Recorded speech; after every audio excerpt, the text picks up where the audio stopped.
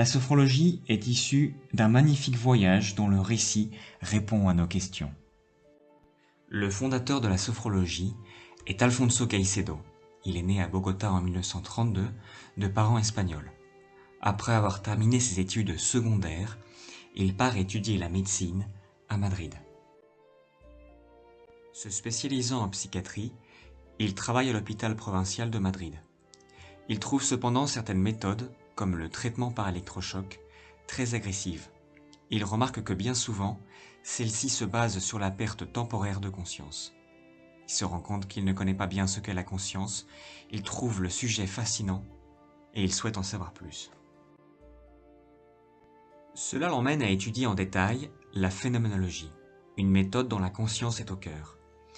Il apprend que Ludwig Binswanger, l'un des principaux disciples du fondateur de la phénoménologie, exerce en tant que psychiatre en Suisse et qu'il travaille pour adopter la méthode à la psychiatrie.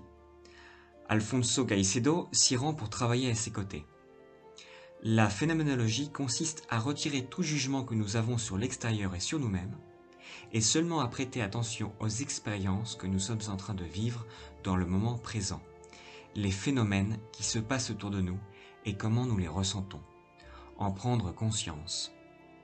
Binswanger lui recommande par ailleurs de se rendre là où la conscience est étudiée depuis des millénaires, en Orient.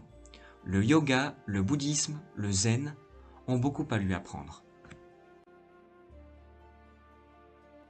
En 1965, il décide de poursuivre ce voyage déjà bien commencé d'investigation de la conscience en Orient.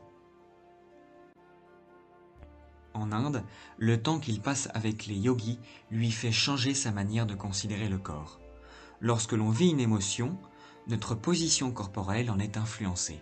Si on est en colère, notre corps adoptera une position particulière.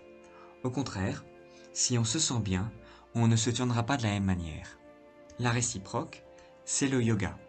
En prêtant suffisamment attention à notre corps, nous devenons capables d'éliminer les tensions physiques, mais aussi de somatiser les sentiments positifs. Prochaine escale à son voyage, c'est le Tibet. Par la méditation, les moines lui apprennent à contempler ses pensées, les positives, mais aussi les négatives bien sûr. Il lui recommande de prendre conscience de notre responsabilité sur celles-ci. Nous sommes responsables de nos pensées négatives, nous sommes maîtres de notre esprit, libres à nous de changer notre spectre. Il poursuit enfin son voyage jusqu'au Japon. Cette dernière escale auprès des maîtres zen lui permet de confirmer cette interaction si intime entre le corps et le mental. L'approche du corps est faite de manière rigoureuse et a une conséquence fondamentale sur le mental. En se tenant droit, on le sera également de notre vie. La sophrologie est une méthode issue de ce voyage, ses trois piliers étant la concentration, la contemplation et la méditation, directement inspirée du yoga, du bouddhisme et du zen. Et l'approche est celle de la phénoménologie.